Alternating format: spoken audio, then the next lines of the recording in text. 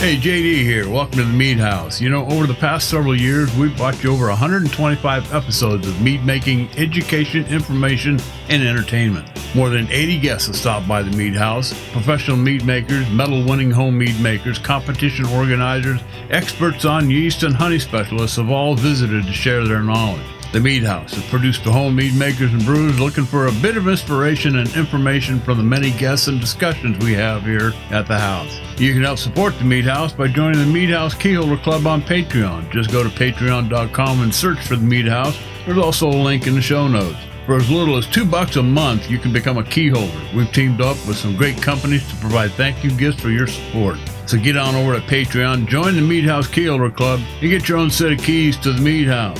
Hey, you can listen to the Mead House podcast with your favorite player and be sure to rate us 5 stars on iTunes or your favorite listening venue. The Mead House. Mead making entertainment you just don't want to miss.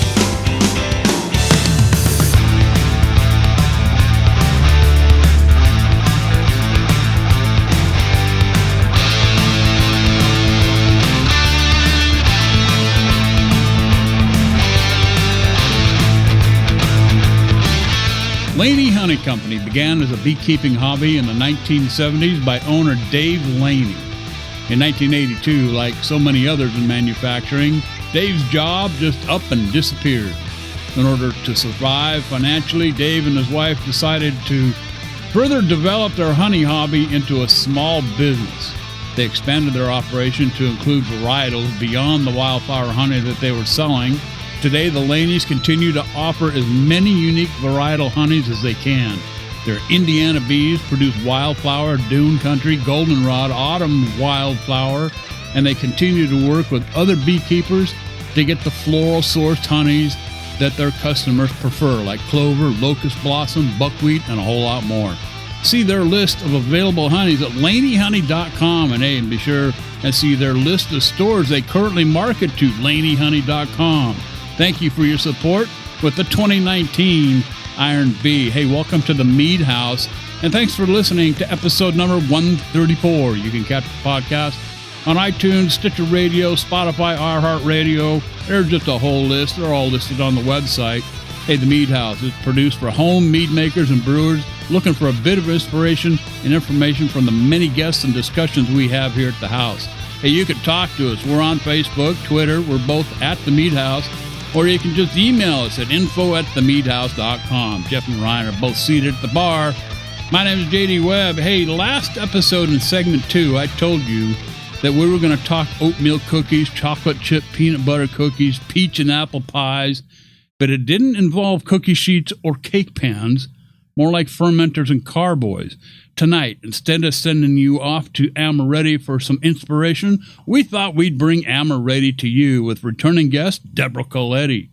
In segment 2, Vaclary's Horn update, and then Braggus. Jeff's going to fill us in a little bit from the BJCP guidelines on just exactly what a braggot is, and then Ryan's going to lead us in a discussion on how to put one together. Is not just necessarily combining honey and malt. There's several ways that we can accomplish that. And then capsamels. What are those?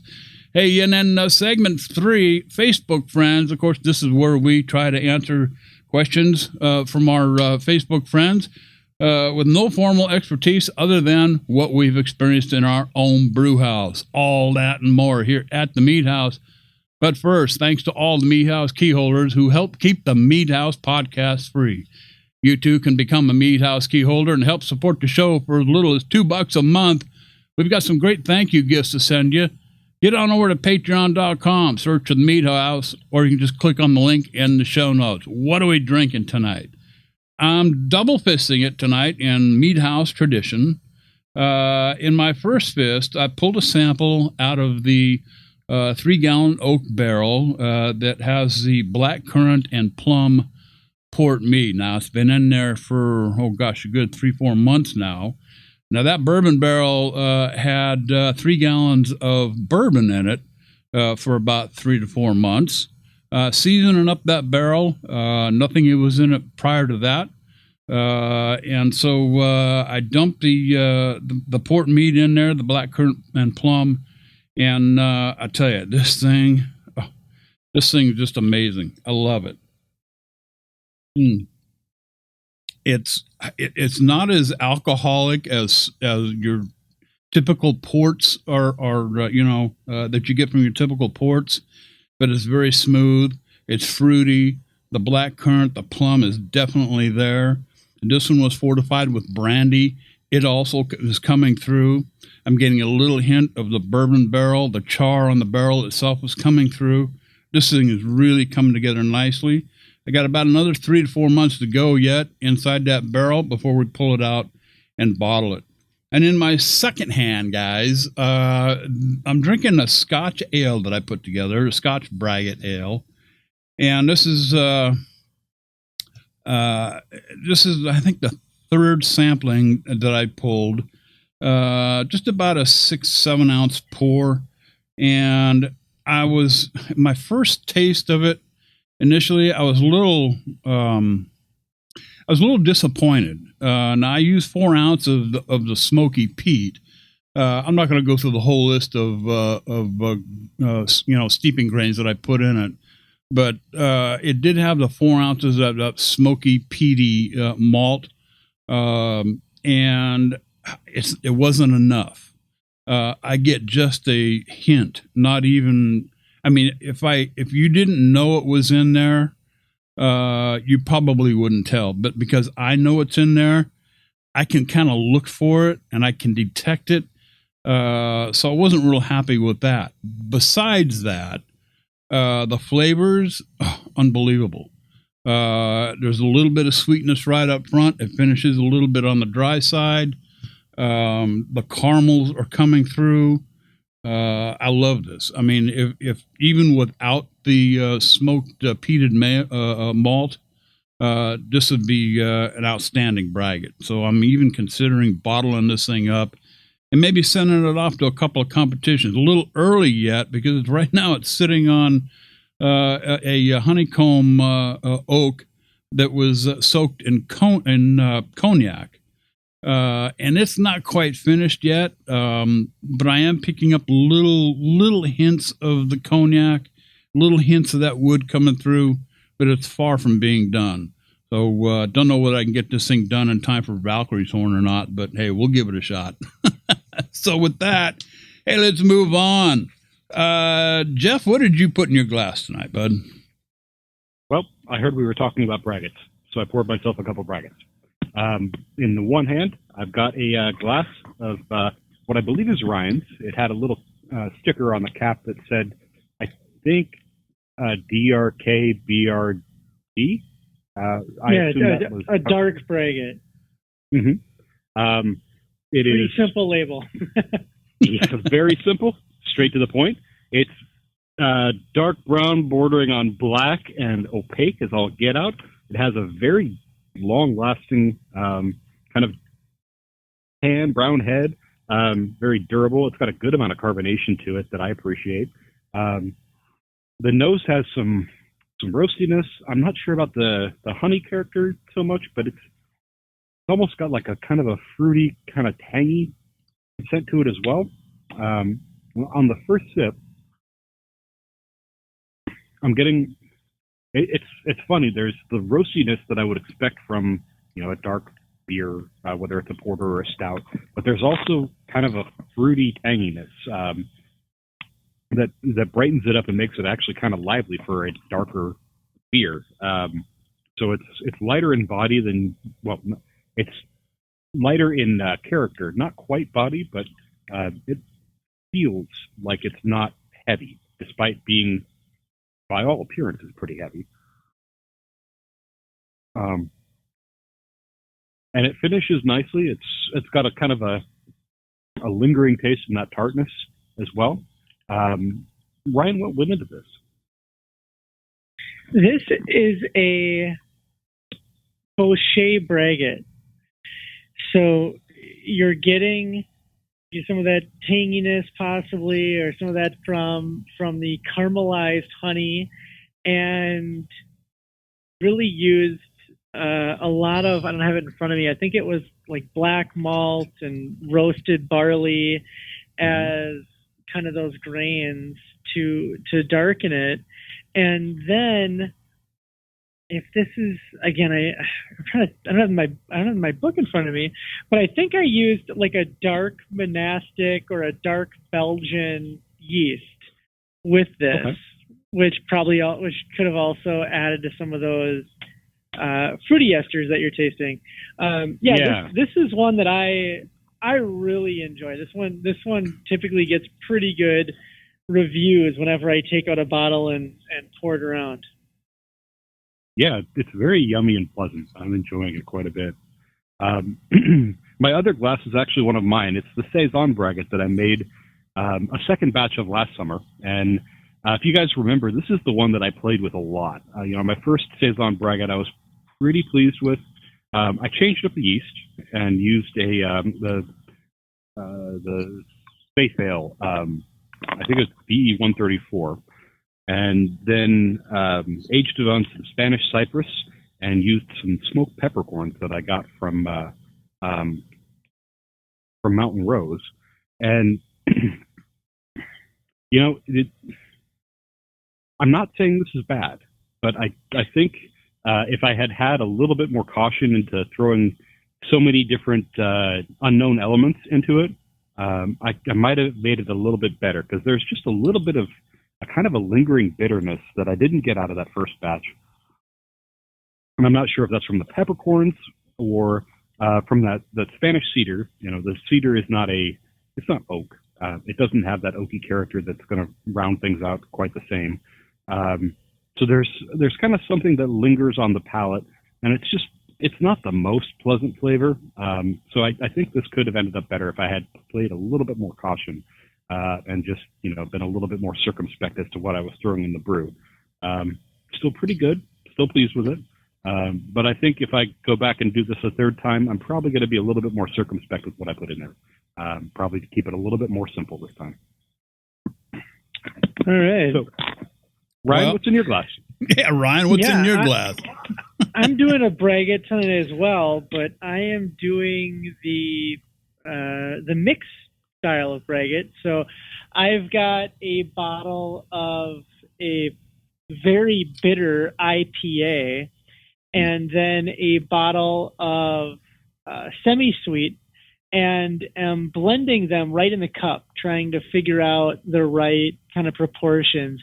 Now, the reason I'm doing this, and we'll talk a little bit more about it in segment 2, is that I don't make a lot of Braggots that have, just honey exuding out of the glass. It's I wouldn't say that my Braggots are more along the lines of, say, a Hop Slam, which, Bell's Hop Slam Brewery, they use honey just as additional fermented sugar to get the gravity up without adding any real honey flavoring or essence. I wouldn't say it's that extreme, but a lot of the Braggots I've had are, super honey forward, and I don't usually make a lot of those. So when I want one, I do it. I blend them. I blend a traditional with a beer and figure that out. So Jeff, the Braggot that he's having is about as honey forward as a Braggot that I typically make. Maybe there's one that's a little bit different just because it doesn't have caramelized honey in it. It's got raw honey, but that's about the most amount of honey I put into them. Anyway, we'll get a little bit more into that in segment 2. But as JD said, returning tonight is our good friend Deborah Coletti from Amaretti. Deborah manages the craft beverage division of Amaretti. Again, while they started as a pastry ingredient company, Deborah had the opportunity to develop a team of people who specialize in helping brewers, distillers, cider, and mead makers to bring their imagination to life through flavor development. We've talked quite a bit about their lineup in the past, and thought it would just make sense to have her back on the show to make sure that we are not tipping the canoe and figuring out how to make these the best way possible. Welcome back, Deborah. And what's in your cup tonight? Thank you. I did not get the Braggot memo, so I am just drinking a pale ale. But I am drinking a mango habanero pale ale, and it is fantastic. Really fruit forward, and you get kind of that spice at the back of your throat right as you swallow. It's delicious. Oh, it sounds good. Yes. Excellent. Wow. Peppers have always been really tough to balance. There's a local brewery here that had a habanero cream ale, and I love the idea, but I always say I'm kind of a medium salsa guy, and if you go much hotter than like medium salsa grade heat, sometimes it gets tough for me. So it was great in a sample flight, but I don't know if I could have done a pint of it. Right. I mean, it's really a trick. You can go to Great American Beer Festival and you get that pepper beer that like literally burns your throat as you drink it. It's probably the silliest place to drink it because then you can't taste any other beer you try the entire rest of the time. But when you do a pepper beer, it's really the trick is getting it hot enough for the people that like spice to have it, but you want to make a beer that people want to have more than one of. So it can never be too spicy. It needs to be on the lighter sides of spice. You can balance it a lot of times with fruit. Tangerine, mango, blood oranges are all really good flavor profiles that can balance off that heat, and that helps bring down the spice of it, but you can still taste the flavor. Oh, well, we didn't tell you this ahead of time, but later on in segment 2, we're going to talk about capsamels or pepper meads, and this is you're giving some great advice right into that. So you didn't get the Braggot memo, but you got the clairvoyance on the capsamels. It's part of the competition, right? I did read that about the Valkyrie competition. That is, yeah, absolutely. So it's a difficult flavor profile. I mean, that's a spice that you have to get right, otherwise you will burn people's tongue. Yeah, absolutely. So tell us, Deborah, to kick it off, what is what's new with you, or what's new with Amaretti since we last spoke? Right now, honestly, we are seeing a huge trend into hard seltzers and non-alcoholic beers and such. So it's actually been a very interesting time. We actually spent some time in Europe, and we're learning a lot about the 0.0 beers that they're making over there. Now I've seen the trend come here. So now I'm getting consistent requests of, okay, how can I make beer taste like beer but have no alcohol in it, or very low alcohol? Obviously, it's a very responsible part as far as sober drivers and things like that, but we all also want to be able to enjoy a beer that tastes like a beer and not something that tastes like water. So it has been very interesting. Hard seltzers are another one. Obviously, it's few and far between where you find one that's not flavored. So obviously it's a conversation we probably have 20, 30 times a day with our customers. I'm in Minneapolis, and there's something like 150 breweries in Minnesota. Most of them are the tap room kind of brewery, and man, I'd say most of them around me have at least one hard seltzer on tap. Yep. And that is, absolutely. It's the trend, Yeah. So Deborah, what we wanted to talk a little bit, we've seen more and more meads are going into, I guess, what you'd call the experimental category, at least by BJCP guidelines.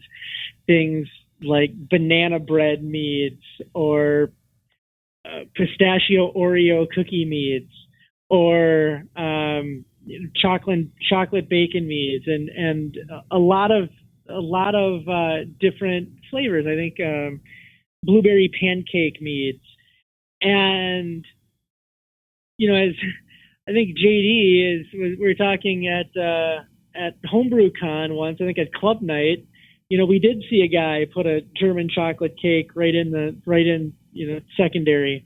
But for those who don't want to do that, we're talking about how to design something that's kind of experimental and how to go about putting it together. Now, the last time you were here, we talked about sometimes the best times to add some of the amaretti ingredients are at the later stages of fermentation. I want to make sure I got that right. Am I tracking with you so far? Absolutely, yes. So if we were to go about making some sort of a mead with experimental flavors, and you and I were talking all about how to put together an Oreo cookie pistachio mead, or the pistachio Oreo that I've come to love so much into a mead. And we did start out with like a braggot base. You had recommended starting with like a white stout, and I got a nice white stout dialed in, and I've got the pistachio. I think it's the compound. I think it's pistachio compound, and then now the cookies and cream extract. And I've got the white stout fermenting away. But now as we get into that, I'm looking at this bottle of extract, and the first thing I see is on the back. It says drink level use, about 1.5 ounces per 111 gallons. Correct.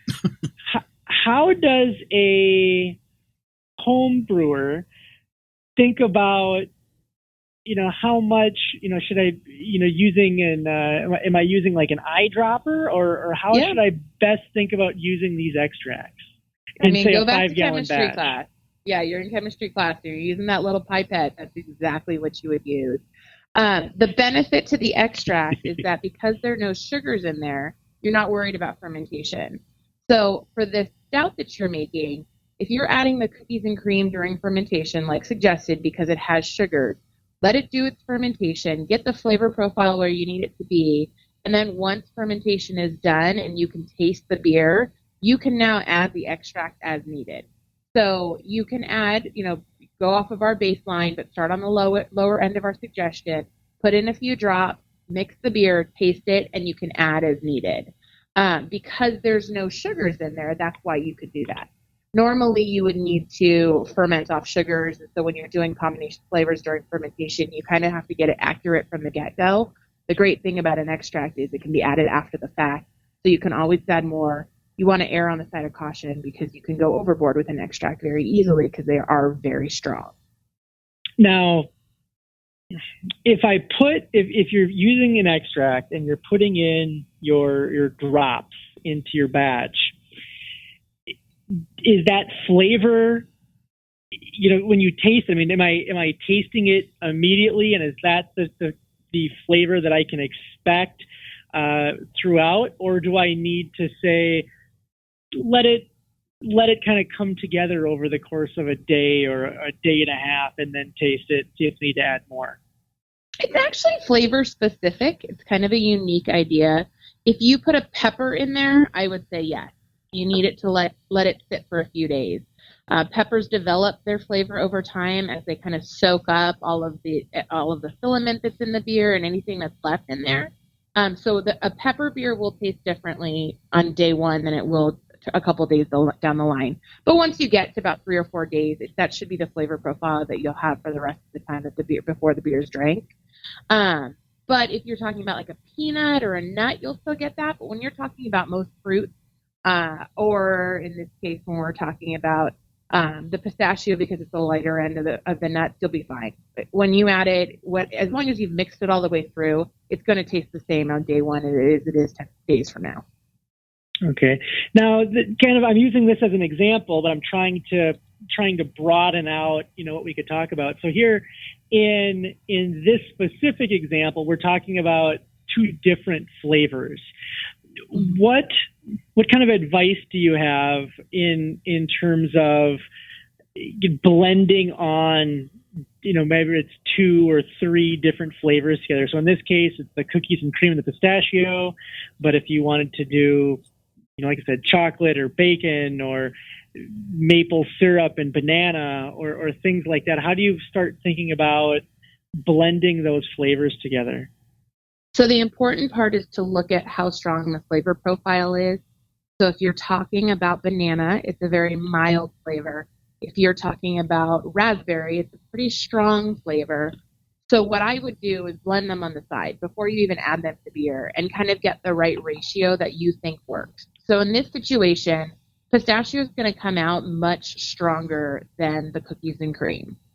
So what I would do is I would bump up the level of cookies and cream, use that on our higher end of our use level, and use the pistachio at the lower end of our use level. Whenever you combine flavors too, you do need to cut back on the use level because you do already have 2 flavors going. So if we suggest 4 ounces for 5 gallons, you should be using 2 ounces of each, but now ratio it out. So if in this situation, I would say use more cookies and cream and less pistachio. So if I'm suggesting you use 4 ounces of cookies and cream for a 5-gallon batch, use 3 ounces of the cookies and cream, and then supplement with the pistachio for the remainder. Unfortunately, you're using 2 different product lines, so it's not an easy 4 ounce to 1 ounce, 3 ounce to 1 ounce. The extract is so much more concentrated. But you have to figure out the science. You have to look at, okay, how much would I use at full value, and then let me cut that into a quarter. And then on the cookies and cream, what's the full value? Okay, I should only use 3/4 of that. I'm tracking with you, Deborah. I'm tracking with you, but it's been about 20 years since I took math for liberal arts majors. I get it. So ironically enough, I was putting in a customer's order yesterday while I was helping my son do homework, and he was basically saying, like, I don't understand why I need this math, Mom. And I was like, this is exactly why you need this math. This customer needs 60 pounds, and it comes in an 8-pound container. How many containers do we need to get there? So anyway, yeah, it is. So basically, it is the fraction. So if in this case, you would want to use 3/4 of what is suggested of the cookies and cream and 1/4 of what is suggested of the pistachio, because that's about the ratio that you would need. Now we're talking. Now, mind you, I went to school and we still use pencils. We're talking 2 different ingredients here. We're talking about an extract, and what's the other compound that we're talking about? It's an artisan. It was a pistachio artisan. Okay. Yeah, so I guess I could simplify it if we were using artisan to artisan. In this scenario, the 4 ounces is suggested for the 5 gallons. So for the cookies and cream, I would suggest 3 ounces, and then the pistachio, I would suggest 1 ounce. And for our listeners out there that are going to listen to this, you go to their website, Amaretti.com, and it's going to be under our products. Go to Artisan Natural Flavors, and then the extract right there at the top, under baking, pastry, and savory. Ryan, I just wanted to point that out. Go ahead, bud. Yeah, no, and now, Deborah, when I first asked you about the cookies and cream, I did say, should I use the compound or the artisan, the artisan cookies and cream? I think it was, and you said no. I think the extract would be better because the cookies and cream is hard to work with. I'm sorry. Yes. I cut you off? Yes, sure. No, you're totally right. So this is what I want to get at, because our listeners, as they look at your line and they're trying to decide what to use, what should they keep in mind? I won't give them your number or email address unless you want me to, but assuming they don't have your telephone number or email address, what are the guidelines that they should kind of follow in picking the different product lines, for their beverage making? There are probably 8 or 9 of our products that I would suggest an extract over an artisan. And that's only because of how thick the product is. So our chocolate fudge brownie is absolutely delicious, but it is really hard to use in beer.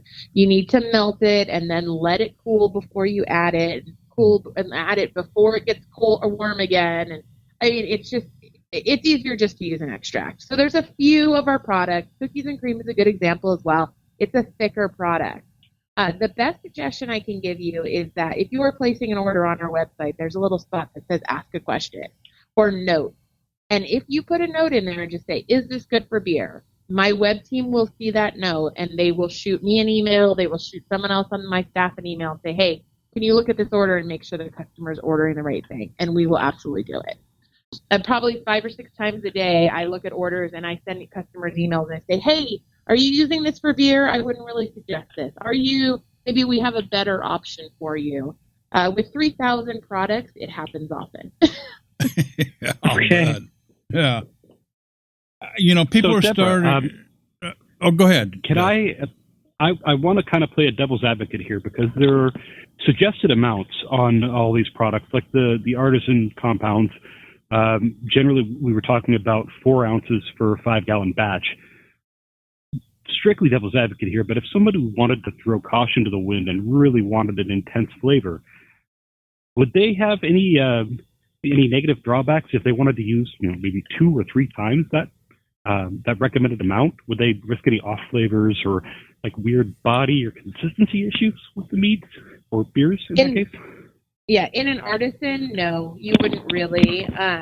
With an extract, you would. An extract, you can go overboard very, very quickly. But with an artisan, the flavor profiles are so pleasant. They were originally designed to go into ice cream, and so they were made so that if they didn't swirl all the way into the ice cream and you got a straight bite of it, it wouldn't be too much. So you absolutely could, but you also now run the risk of, are you making a beer or are you making shandy? So if you put too much grapefruit into a beer and it tastes like grapefruit juice, if that's what you're going for, then that's fantastic. So that's really what's going to happen is you're going to get more on the juice side, more on that shandy type flavor or a beer cocktail and less of the actual beer flavor. Okay. People are starting to talk about Amaretti more and more. I see that, people are mentioning it. I think people are, like me, they don't want to deal with the mess of, dumping 10, 15 pounds of fruit into your fermentation bucket or whatever you're using, and then having to deal with that mess. I mean, these flavors that you have, it seems like it's so much cleaner. The flavors are natural flavors. There's nothing artificial, because frankly, some of the, and I've done a little baking in my life, and frankly, some of the extracts that you get, in the supermarket, I mean, they're artificial flavors, and by the time you get done, I mean, they taste like artificial flavors. Right. I don't think that's the case with Amaretti. So this is an amazingly new and different way to introduce flavors into your brew, whether it's mead or beer, whatever you're doing, braggots. I'm going to be doing a braggot here pretty soon. I just ordered some pineapple from the artisan side, actually pineapple and apricot. It's a tropical. The yeast that I'm going to use gives off, when it's fermenting it at high temperatures, gives off a very tropical flavor profile. And then the hops that I'm going to use, which I just used in a project that I'm doing now, Azacca, they also give off a very tropical flavor profile, aroma. And I thought, to go along with that, apricots and pineapple. And I can't wait to get this thing started because, I do have for secondary some grilled pineapple that I grilled up and caramelized and then cut up in little chunks and froze. But what I didn't want to do was deal with 10 or 15 pounds of pineapple in the in fermentation.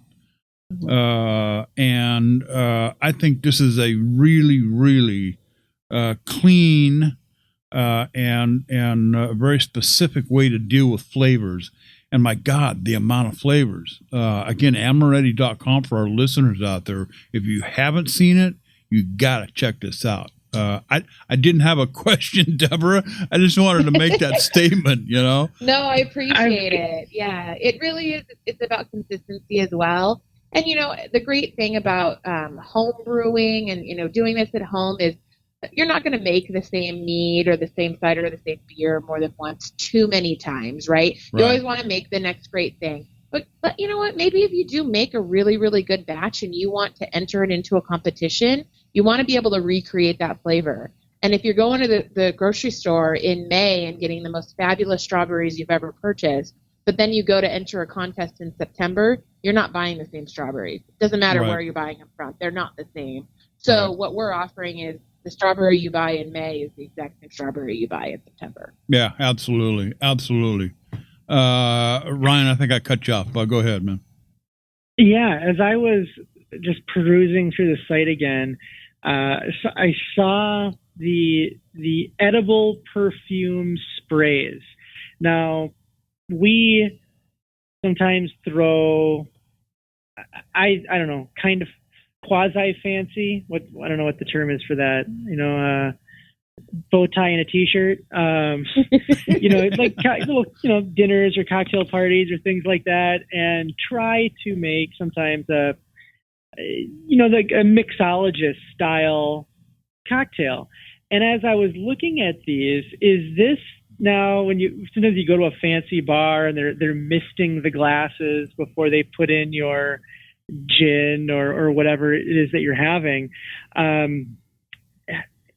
Tell me, are these edible perfume sprays? Now, could these be used in the same way? Say, if I was pouring a braggot and I just really wanted to enhance the orange that you were going to get off of that, could I just spritz the glass with, say, that orange edible perfume spray and then pour in that braggot and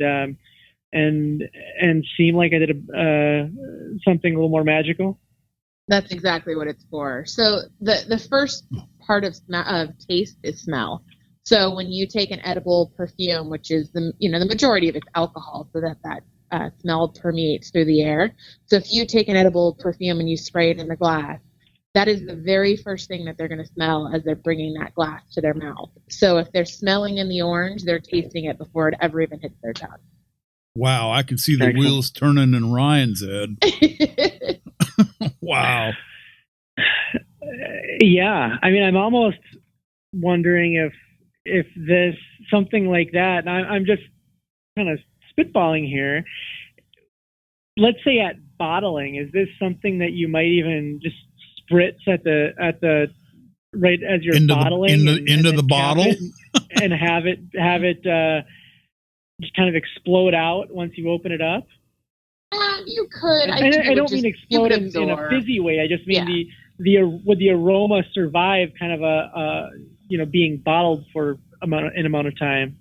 It would, because it's in there, but really, if you've coated the glass with it, as the bottle moves around and the liquid swishes around the side, it's going to absorb into it. So, I mean, you're adding more flavor and more aroma into the beer itself, but not in the same manner as if you've sprayed it right before somebody drinks it. And that's really the concept behind that. Got it. This is just point of serving, essentially. Exactly. Yeah. Point of serving. We've had people spray boxes with it. So if somebody opens a box of cheesecake or chocolates and the aroma smells, or restaurants will spray plates with it. So as they walk through a restaurant with the plate, it wafts through the restaurant. There's quite a few different ways to use those. Wow. Wow. Well, what are some of the more unique flavor profiles that you've been asked to come up with or that you've thought about lately? You know, we are always asked for these very, very strange fruits that, you know, when the first time I'm asked of them, I have no idea what they are, and then you become accustomed to them. You know, there's different versions of dragon fruit. We have a very different dragon fruit here in the States than they do in Asia. Jackfruit, guanabana. These are very, very unique flavors to the areas that they're in. Right now I'm working with a brewery overseas that is they're having a soccer tournament there, so they want to make a beer designed around each country that will be there. So they're trying to do specific to countries' fruits, and some of these I have to Google, and I mean I have no idea what they are. So that's probably the craziest we've gotten. But we are creating some unique flavor profiles again for the seltzers, because that's really what we're getting the request for. So right now we just came out with a spicy pineapple, which is pineapple and jalapeno, which is fantastic. Oh my God. I wish I'd have known that before I placed my order. Oh my God. I'm going to have to. Yeah. Okay. That's going on the list. And then we have a tropical blend, a Southern Charm, which is like a strawberry and watermelon, a very, very, down home kind of flavor profile. And then right now I'm working on some flavor development for some other fun ones. I think I have narrowed down blackberry vanilla bourbon, which is a really, really fun flavor. So I don't know. We'll see. That sounds nice. Wow. Yep. Cool. I've got one last one for you, Deborah, and then I don't know if the other guys might as well. We talked about aroma or smell being the first thing that part of the taste. I might debate with you just a little bit on that and say oftentimes we drink with our eyes first. And, depending, again, it's debatable.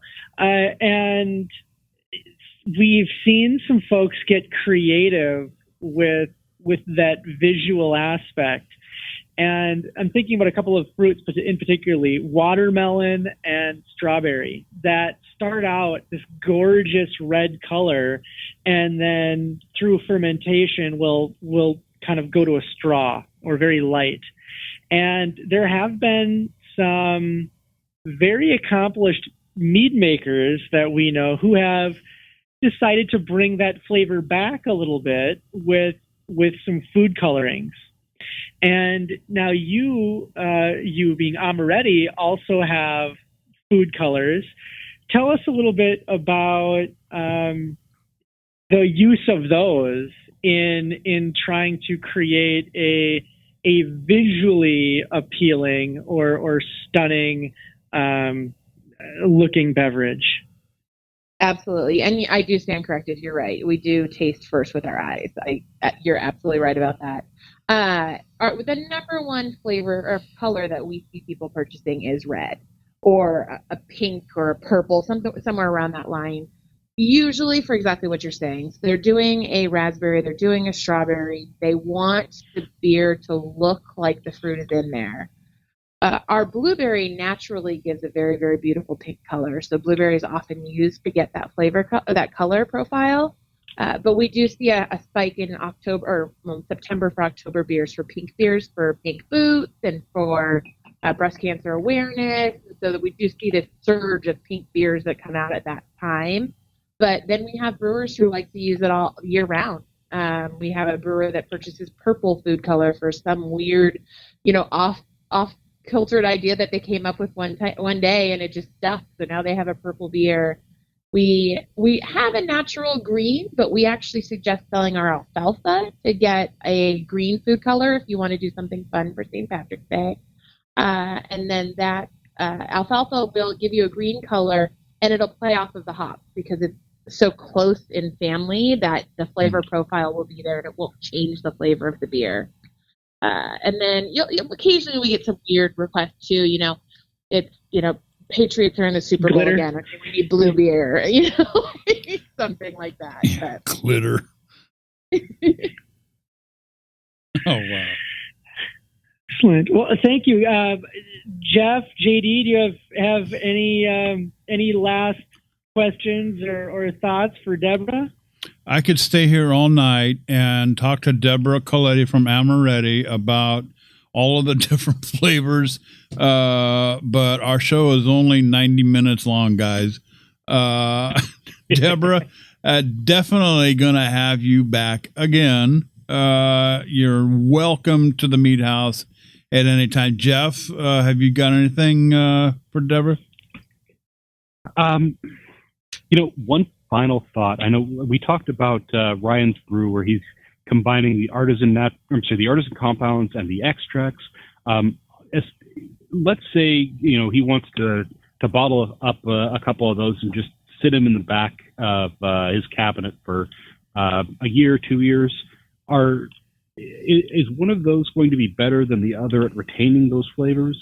Do we need to worry about flavor loss? And is one of those varieties better than the other at holding that? The flavor will not change, except for possibly what I was talking about, the other like peppers and things like that can change over time when you first add them. If they sit for a couple of years, you would see that change in flavor. But we do say our products will last the life of the beer. So if that beer has a lifespan where you're going to bottle it and just let it sit in the cabinet for a few years, it will last that long.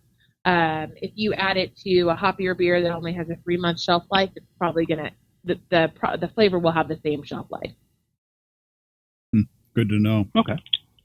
Well, I think I might have said this last time, and things are moving fast on this end. But what I'd like to do is any of our key holders go on to Patreon. If you've got any questions about putting together a weird recipe or flavor profile, shoot them to us. And then the next time that we have Deborah on, maybe we'll get into some of those specific questions. So we'll let Deborah kind of get into kind of the practicality. We'll have them ahead of time, and we'll send them to her and let them think about how to put together that blueberry pancake mead or that banana bread and walnut braggot for you. Sounds great. I am happy to help out. Deborah, thanks so much for stopping by the Mead House. Again, Amaretti.com. If you have not been there, you got to check this out. This is a new and interesting way to incorporate different flavors into your meads, your beers, your brews, without. And this is the part I love, okay? Because I the older I get less tolerant with things, and I hate cleaning up the mess. And when you're left with 15, 20 pounds of used up blueberries or blackberries or whatever, I mean, it's just a mess to have to deal with.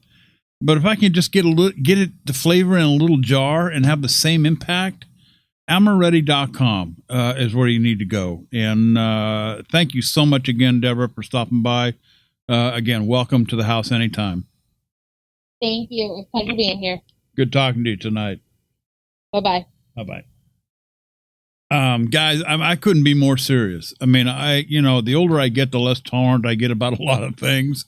I don't want to waste a lot of time cleaning up messes that I really didn't want to deal with in the first place. And, every time I go to the Amaretti, I keep coming up with new ideas, new flavor, profiles. They were a big help, with this one braggot that I want to do. Of course, I've got a whole list of projects, but some are floating to the top quicker than others. And one of them is this tropical braggot that I want to do using this new hop that I found. Well, it's not new. It's been around for a while, but this Azacca hop. The Azaccas. Yeah. I mean, it's got this tropical from start to finish, from bittering to aroma. It's a dual use hop. I can't wait. Well, I've already used it in the one that I'm doing now. It's not quite a tropical braggot that I had intended on, but it's another project that I wanted to put together, which is right now fermenting at 96.4 degrees. Just wanted to throw that out there for you disbelievers. And it's chugging along like a freight train, believe me. But these Amaretti flavors, guys, I think brings a whole new dimension to adding flavors without having to deal with the mess. I just want to home in on that. Ryan, I know you've been there. Jeff, I know you've been there. Pounds of fruit, Go ahead. I've got a job. I've got a family to feed. I get home from work and, I got to make dinner. I got to get the kiddo to brush his teeth and take a bath and get to bed. And then, after that, I got to wash the dishes. Adding the cutting up, cleaning, and preparing 20 pounds of strawberries, man, that's an extra hour and a half out of my night I could be doing something else with. Yeah. Anything you can do to save time and effort is a great way to just make the hobby a little bit more enjoyable for you. Unless that's really your thing and you really enjoy just getting your fingers dirty with the fruit, more power to you. But I'm all for finding a great shortcut that doesn't, deplete the quality of your end product. Yeah, exactly. Hey, segment 2, guys. We're going to talk a little bit more about braggots. Now, there's a reason why we kind of talk a lot about braggots here at the Mead House, and we'll get to that here in just a little bit. And then, Ryan, we're also going to talk about capsule melons. Now, I got to tell you, the hothead in my house is my wife. She loves hot sauce, any kind. She loves the stuff that comes in the little jar, like the Tabasco sauces and whatnot. She's also a big fan of really hot salsas. So, I'm like you. I prefer the mild stuff, but that's just me and my belly. Before we get to that, hey, the Bottle Keeper. Hey, there's a story here somewhere, and it involves a cousin and his uncle at the beach sipping warm beer from those ever so popular red cups. Now, I've been there. You've been there. Hell, we've all been there. Nothing worse than drinking warm beer on a hot day at the beach, in the backyard, or you name the place. The story goes, as the cousin and uncle were contemplating their dilemma, quote, a golden light flashed above cousin Matt's head as if Zeus himself had sent a bolt of lightning from the heavens above. And he said aloud, what if we could leave the beer in the bottle and put the bottle in something that would keep it cold, like one of those stainless steel water bottles? Talk about an epiphany. BottleKeeper.com has the first best choice to keep your single bottle cold, no matter where you are. Made to fit virtually every beer bottle made, from Stubbies to Bombers, Bottle Keeper has your preferred size. Check out the epiphany yourself. BottleKeeper.com. And hey, Adam, Matt, tell the gang the Mead House says thanks for supporting the 2019 Iron Bee. Braggots. Jeff, I wanted to start this segment off. I want our listeners to understand, one, why we talk about them so much here on the show, because you can give a great perspective from a judge's point of view. Also, sure. The BJCP guidelines, just, one more time, I get the blending, the harmonious and all that, but let's get it right from the BJCP and what we're dealing with here. So the mic is yours. So, the brass tacks of this is that the BJCP defines a braggot as a mead made with malt. And that's about as specific as they get. There are a few things that they require you to list when you enter a mead into competition. You have to define the carbonation level, you have to define the strength of the alcohol, and you have to define the sweetness or dryness. But that's it. You can define a base style of the beer you're using with your braggot. You can define a honey varietal that you're using with it, but you're not beholden to. And this is one of the great things about the braggot category, is that it is very, very inclusive. You can make a braggot that's based on a popular beer style. You can make a braggot that is kind of just your own creation. You want to throw in your malt variety of choice and your hop variety of choice. You're not even required to add hops.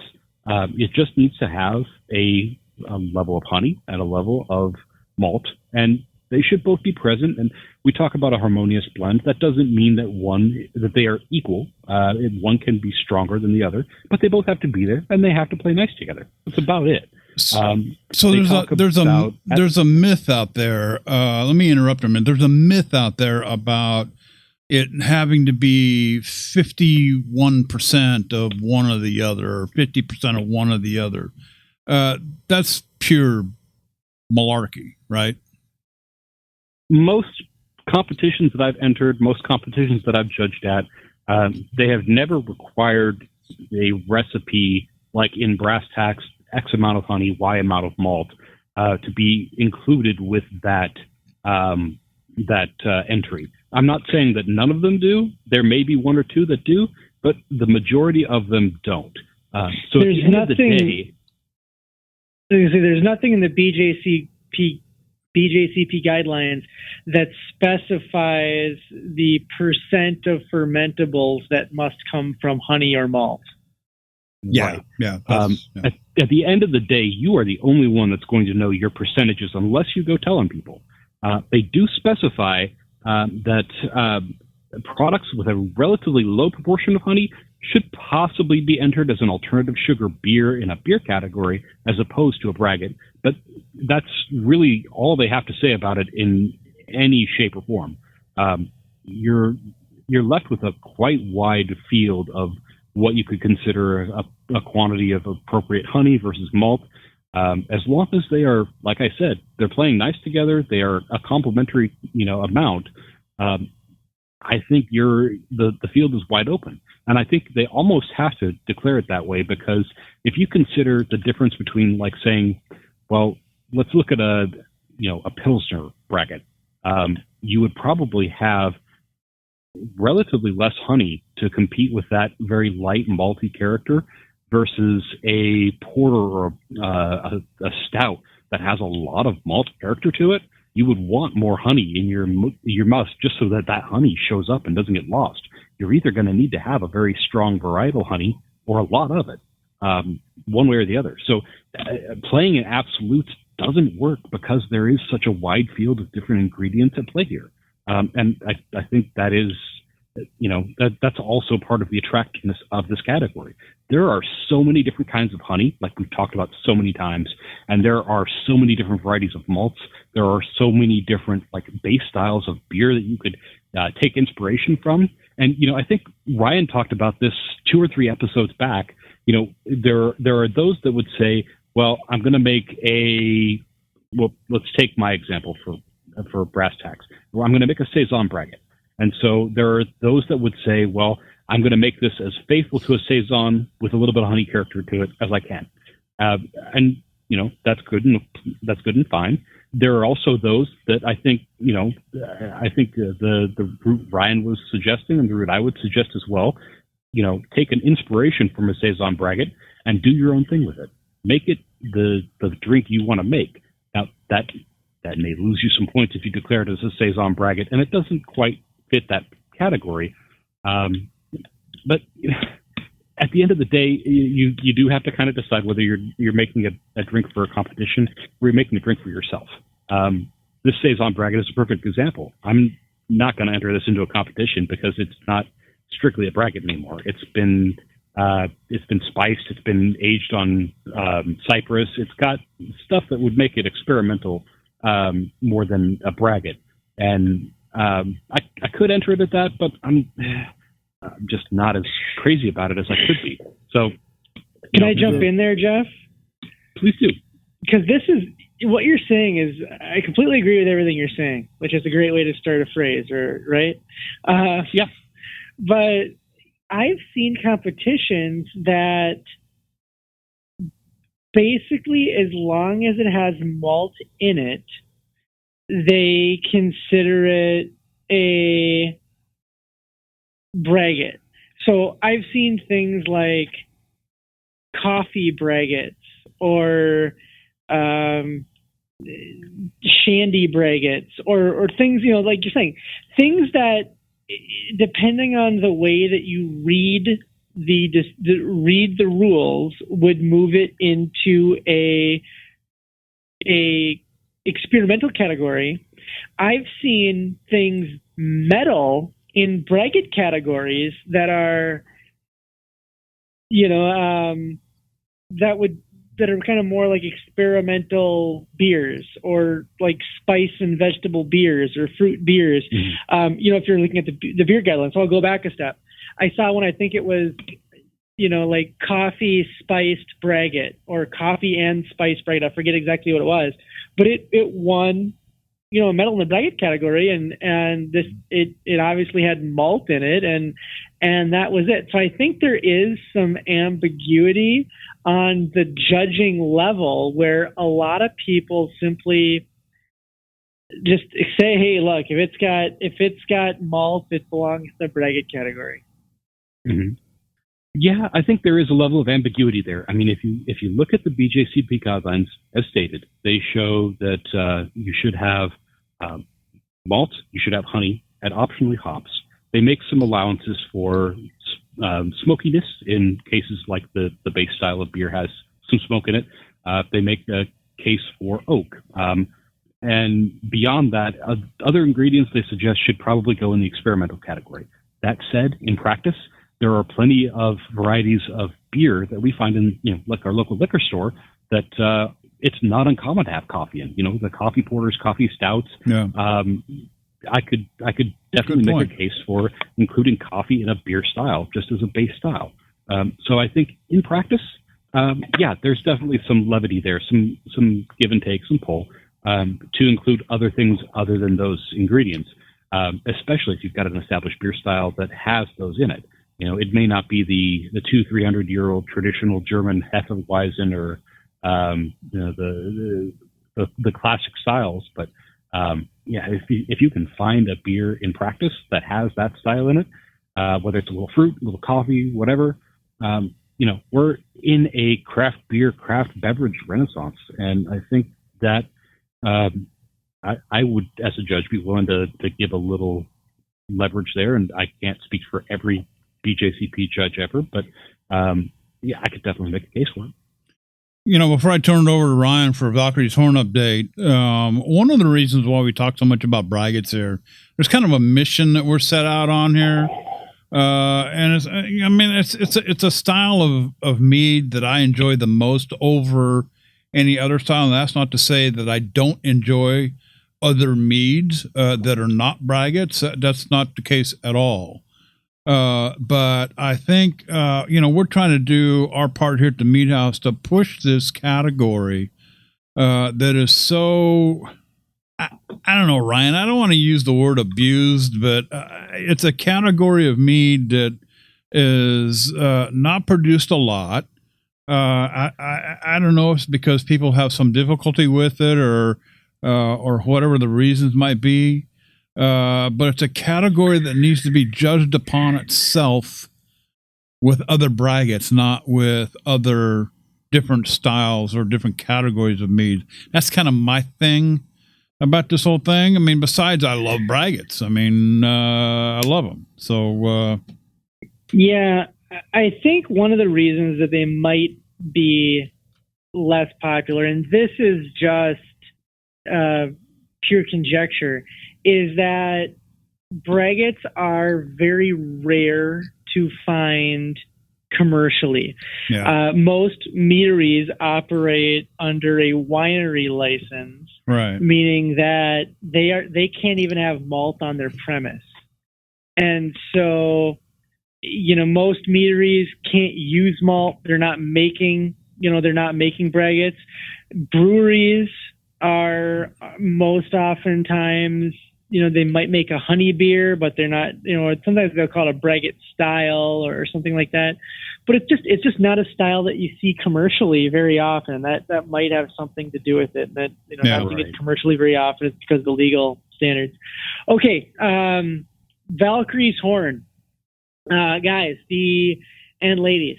The registration is open. The registration's only been open as I'm recording this for a few days, and it's got 200 entries. I'm looking right now as I'm recording this, and 199 entries to be exact. I looked at the breakdown of entries. This is a few days ago. And the braggot category is probably pretty comparable to a lot of other category, of other competition. So there are braggots that are entered right now. Now, again, there's, I think, 500 are being accepted. And so if you were to say, okay, well, this is how many there are at 200, if you were to quantify, or if you were able to extrapolate that out, say it's going to have 2.5 times that. At 500, there would definitely be enough for its own category, a strong category. But I don't want to worry like that. get your braggots entered. Like I said, I want to see a big braggot category at the Valkyries-Horn. There is no limit to entries. So if you want to enter your traditional, your melomel, your fruit and spice, go ahead and enter those too, but get your braggots in. And there's no limit on braggots. So if, as long as they're different. So if you've got a IPA braggot or a coffee porter braggot or a, maybe even a jalapeno cream ale braggot, enter, 2, 3, 5, 7, 10, go ahead.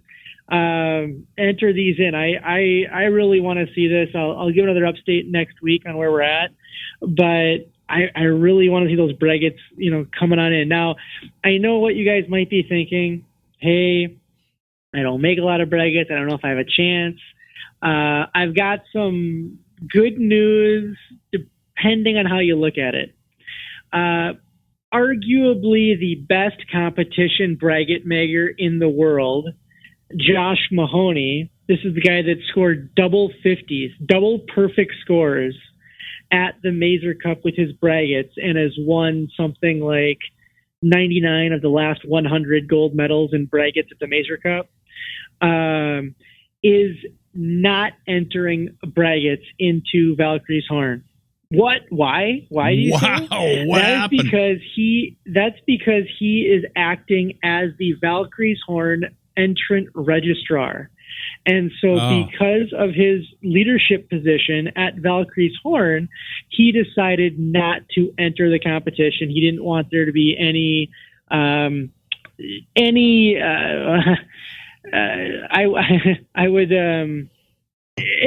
I would call it near sin, but occasion of perception that anything is not on the up and up. So he is not entering. So that means like I said, probably the world's best competition braggot maker is not going to be in this competition. So it is wide open to anybody that's got a half cracked, passion fruit shandy braggot they're working on. Let's get it in here and let's get it judged and let's see. If nothing else, you are going to get amazing feedback, maybe a medal and some unbelievable prizes. So get those braggots in and let's have a very strong braggot category at Valkyries-Horn. Hot peppers and honey. The next thing I was talking about was a special category. So if everyone remembers that at Iron B, we had a special challenge, which is how to make a mead with mint, vanilla, and pine. And we had some great tries with that. The slightly less experimental than that, Valkyries-Horn has a special capsamel category. So this is any mead made with a pepper or something from the capsaicin family. So that's everything from jalapenos, Anaheim, ghost peppers, and bell peppers. Bell peppers, yeah. Serrano peppers. You name it. Doesn't any kind of a pepper is going to be in this capsamel category. Now, to clarify for some folks who were asking, it does not mean a traditional with a pepper. It can absolutely mean I made a traditional and I added serrano peppers to it. No problem. But you might also have a Sangiovese piment with habaneros. Mm-hmm. Or you might have a Sizer with Anaheim, with roasted Anaheim peppers in it. Oh, yeah. All of those qualify as capsamels for Valkyries-Horn. So any mead that includes a pepper is going to be in this capsamel category. It's amazing. It is like, as Deborah said at the top of the show, it's one of those categories that has slowly been increasing in popularity. I mean, it's been around for years, but it's been increasing in popularity. And beyond the novelty of just saying, hey, here's a spicy drink, people are getting into crafting really balanced, really good ones that as Deborah said, the key is I'll have another. It's something I want another of. So Valkyrie's Horn, get those in as well. That is you get those braggots in, get those capsamels in. This is an amazing competition. Like I said, the registration's only been open for a couple of days and almost 200 entries already. I know that's gonna continue to go up here as summer winds down just in the next week or so, and people start putting their back to school hats on. And so, get those in now. It's going to be a great competition. There's a friend. If I could speak to this, Ryan. Go ahead. I'm really happy that there is a separate category for pepper meads because, these pepper meads, I feel like they're not always getting a fair shake at a lot of competitions. If you're entering a pepper mead, generally you enter that as like a fruit and spice or vegetable and spice method and kind of category. And as a judge, I will always put those at the very bottom of the flight. I want to judge those last so I don't blow out my palate. And you're going against stuff that is not hot and is really not exactly the same. The enjoyment I get out of like a mead with a nice, like apple pie spice blend is not the same as I get out of a mead with a just a little fiery kick at the end. They are very different meads, and to put them in the same category, not always, I think, fair to the entry in a spice mead category. So it's very fun that you're getting to put spicy meads up against spicy meads and not against a whole flight of other different, meads that might have that same character. It's great for people that have those and want to get a fair shake at them.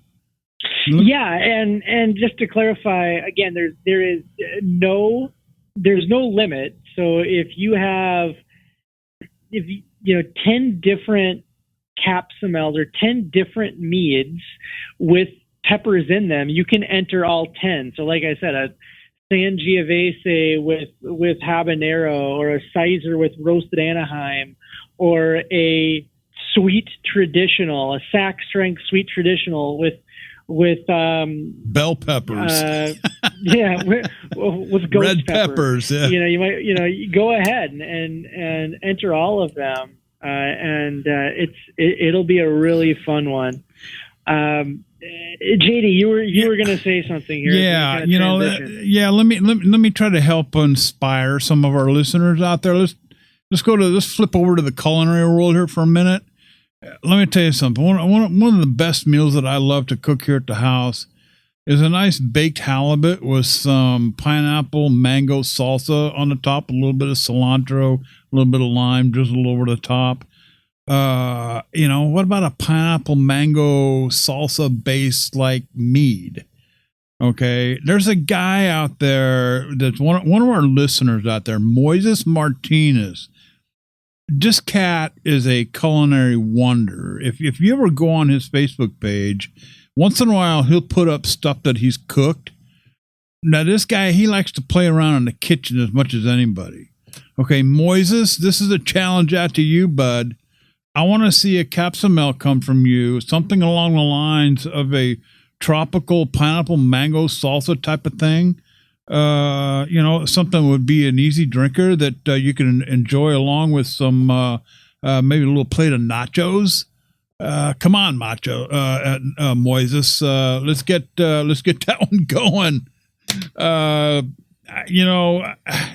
Again, Amaretti.com, and inspiration, that's where you could start right there. Go to Amaretti.com and just peruse through their category of products and figure out the flavor that you need to put this capsule together. Hey, yeah, let's do, I think we've got time for a couple of Facebook friends here before we end the show. But first, let's do this. Sunshine Energy Drinks. Sunshine Energy Drinks is good energy with this is what I like about this, no artificial nonsense. Every can of Sunshine rehydrates, replenishes, reorganizes, and regenerates the body and soul with electrolytes, vitamins, just the right amount of organic caffeine to keep you feeling your best. With 3 flavors to choose from, Blueberry Lemonade is somewhat of a wild card in their lineup. Many are quick to call it their favorite. When you crack one open, it's a rich blueberry aroma just jumps out at you and carries that deep berry flavor right down to the last drop. 2 parts blueberry, 1 part lemonade, and a generous dash of get up and go. Another one is gingerberry. The go-to flavor that started it all. This has a clean, crisp taste that won't wear thin. It's a natural flavor, far cry from the typical energy drink. And the guys at Sunshine think it's a good thing, memorable, but never overbearing. Gingerberry strikes the perfect balance between familiar and fantastic, and finally, clementine twist. This is a deliciously tangy, refreshing citrus taste that brightens your taste buds and puts a pep in your step. Naturally flavored clementine and grapefruit, this citrusy nectar refreshes and sparkles Sunshine Energy drinks. Check out the store locator at drinkthesunshine.com to find them locally. Drinkthesunshine.com. Hey, Sunshine, thanks for supporting the 2019 Iron B. Hey, let's wrap the show, guys. We got a few minutes left here with a couple of Facebook friends. Again, I failed to do my homework. Yeah. JD, no surprise there, but we'll forgive you. Yeah. Before we, might have to forego too much of that tonight, because Jeff and I want to let listener land know about an unbelievable new key holder perk. Oh, there you go. Deborah Coletti was with us from Amaretti at the top of the show, and we hope that you got some inspiration. Actually, I'm not sure how you couldn't get any inspiration. Well, Deborah, and the folks at Amaretti are huge supporters of the mead community, and they love what we're doing here at the Iron B. They have provided us with a very limited amount of Amaretti gift cards, and we are going to give those out to new and some existing key holders. These are $25 gift cards, plus they have also given key holders a special discount code. So not only do you get the gift card, but then you get a discount on top of that. Jeff, I don't know, you might have something to add. He is, he's the key holder. He's the keyhold keeper. The gatekeeper. The key holder keeper. He's the gatekeeper. Yeah. And we've got some different ways here that you can earn one of these great gift cards by supporting the Iron B, by joining, or just by being a member of the Keyholder Club. Yeah. So, we have a ton of key holders that have been very generous, and we definitely appreciate your support. I want to say right now, any key holders that are current members at the $5 level or higher, you're automatically going to get one. Just watch your mail, probably a couple weeks. You're going to see that gift card coming. As far as future key holders, the $20 members, if you're a brand new $20 member, there is no wait. The second we get your payment, you're going to get one of these in the mail. For our $10 members, the second month that you're a key holder member, that's going to be that card is going to be on its way to you. And for new $5 members, 4 months. After that 4th month, we're going to get you that key holder certificate. Now, that said, I know we have a ton of $2 members that joined for things like the Iron B, or just joined early on, and we appreciate your support too. If you guys want to jump to the $5 level, I'm not going to make you wait. The minute you get a $5 level as an existing member, I'm just going to send you this card myself. No weight involved. We appreciate you guys' support. We want to thank you guys for everything you do for the Meat House, the Iron Bee, and yeah. So we will have that in the mail to you as soon as those requirements are met. And we'll get the details in the show notes as well, guys. Absolutely, yes. And we have these in a very limited supply, so be sure to jump on this as soon as you can to make sure that you can secure one. Good enough. I think we got time for one. Let's see if we can't get a Facebook friend in here, guys. Jeff, Ryan, let's throw it over to Ryan. Have you got one, bud? Yeah. So put you on the spot. It's a question. I'm not going to read it. I'm just going to give you guys the gist of it. And this is something Deborah talked about at the top of the show as well. Hard seltzers. So we had some folks asking us a couple of questions about kind of the hard seltzers.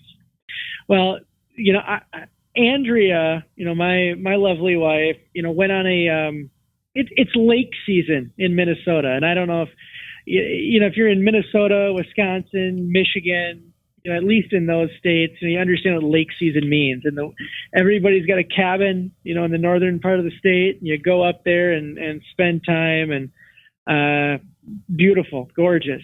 The Minnesota's the land of 10,000 lakes.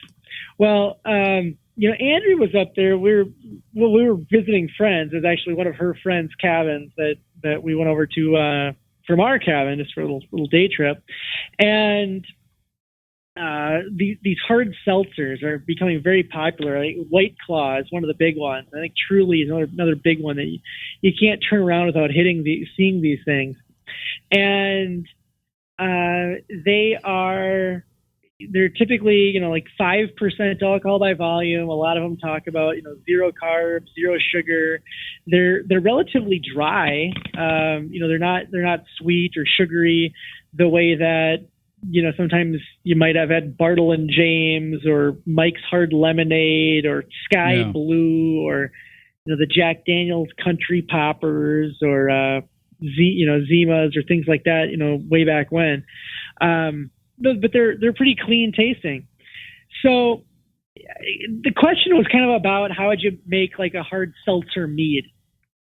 And first of all, if you wanted to make a hard seltzer, I was saying all the tap rooms around here, they all have hard seltzers. If I wanted to make a hard seltzer and I'm sitting at home, I'm going to put a shot of vodka in a glass, some seltzer water, and then maybe a splash of some sort of juice that I wanted. If I wanted to make a pomegranate, hard seltzer, I just shot of alcohol, shot of pomegranate juice, and fill it up with seltzer water, and it's a good day. Well, breweries can't do that. They're actually fermenting these. They're fermenting them with the government regulated or government defined grain. So they might be using sorghum or corn sugar or really light grains, then ultra filtering them. How that relates to mead, the first thing that jumps out to me is hydromels. I love hydromels for a lot of reasons. They are great for lake season. They are fast to make. They're easy to make. They're cheap to make. A 5-gallon batch, you might use 5 pounds of honey versus, you're making a big melomel or something or a big traditional and using 20 pounds of honey for that, that 5-gallon batch. So they're easy to make. They're less expensive to make. They're fast to make. And I think it's actually now with the hard seltzer trend where it is, this is a great way to make it's a great time to introduce people to mead via your hydromels, because you can do a lot of what they're doing. You can make a hydromel, 5% alcohol by volume, so roughly a pound of honey per gallon, give or take a little bit to get your gravity reading right.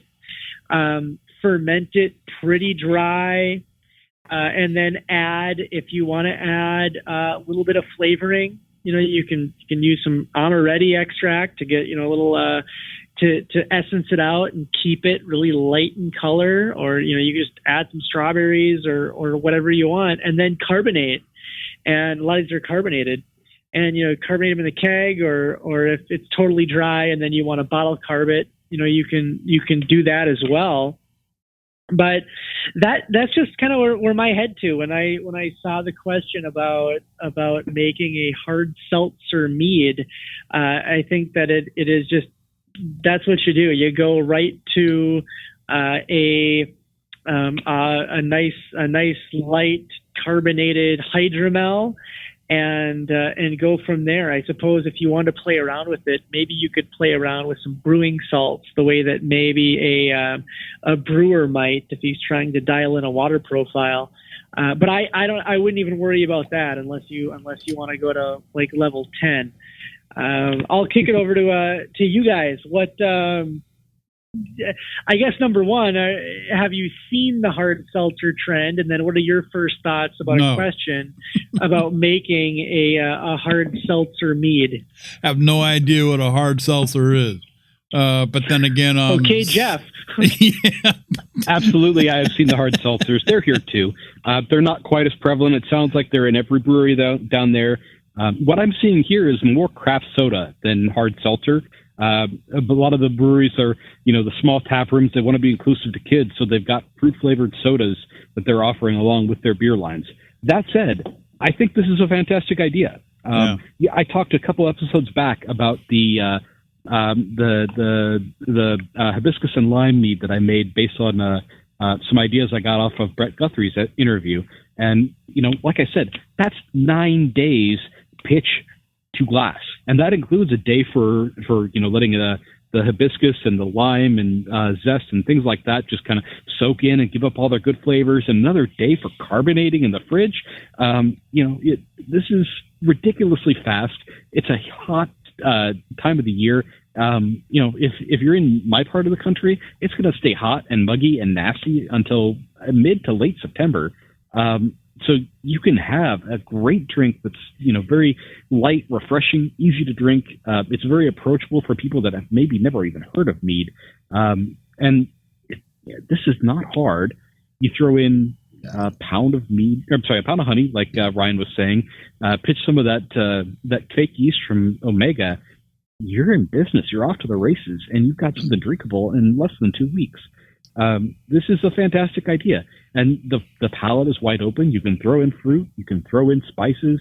You could make a darn nice pineapple jalapeno mead at 5% and have something really fun to drink at a backyard barbecue, along with maybe some pulled pork or. Oh God, dude, you're making me hungry. All kinds of good stuff. Shit, sorry, JD. You're making me freaking hungry, dude. My God. Oh, jeez. So, as full as my to-do book, I'm gonna die before I'm able to produce all the stuff that I've got on my to-do book. I'm gonna have to send it off to one of you guys. I'm looking for something to do. I want a couple of kegs, all the time in my kegerator for summertime. And I don't want it, I've done a number of things. I need to keep a keg of stouts in line for my wife. That's her favorite. But I want something light and, just an easy drinker. And this absolutely sounds like something that I need to do. Sure. A couple of months, maybe now's the time, get started now, get this stuff brewing, get it in a keg, get the CO2 on top of it, just let it sit. And hey, there's nothing to say later on that, hey, you take a keg of that stuff, you want to throw a little hops and dry hop it before you hook it up to the kegerator and put it on tap. Heck yeah. Yeah. Or just dry hop it as you're waiting. Yeah. I had, I think I talked about February or March, I made that blueberry and Simcoe hop mead. Heck yeah, that would work in this instance. Absolutely. That would be a fantastic summertime drinker. Absolutely. Yeah. There are so many varieties of hops you could play with, and fruit flavors and spice flavors. The field is wide open, guys. And if you're not getting inspiration off of this, you're just not listening hard enough. You know what? We need to make a little. I'm going to save that, Jeff. I'm going to put that in the front of the show every time I play. You're just not listening. I love it. You know what? And that's what we're here to do, is inspire everybody. But hey, that's going to be a wrap for tonight, guys. Thanks for listening, and big thanks to Deborah Coletti from Amaretti for hanging out with us in this episode. Amaretti, you got to check these guys out, amaretti.com. Again, if you're sick and tired of dealing with the mess with the fresh fruit and all that, I mean, it's just, like I say, you get to my age and your tolerance level goes down. You just don't want to do all the cleanup. And like Jeff says, I mean, he's got a kid at home, wife, working, busy schedules, that kind of thing. I mean, Ryan's got a house full of kids, the whole 9 yards. I mean, Amaretti, we're talking natural flavors here. So we're not talking anything that's unnatural. All right, like that box of strawberries that Deborah was talking about. They're not going to taste the same from one month to the next, I guarantee it. So Amaretti.com, you got to check these guys out. Get some inspiration for your next mead project and look through their hundreds of flavors. Hey, in the meantime, happy mead making. That's it for this episode 134. Ryan's going to flip the lights out. Jeff's going to slam the door shut. And I'll tell you what, we'll be back next week with episode number 135 of the Mead House. We're gone.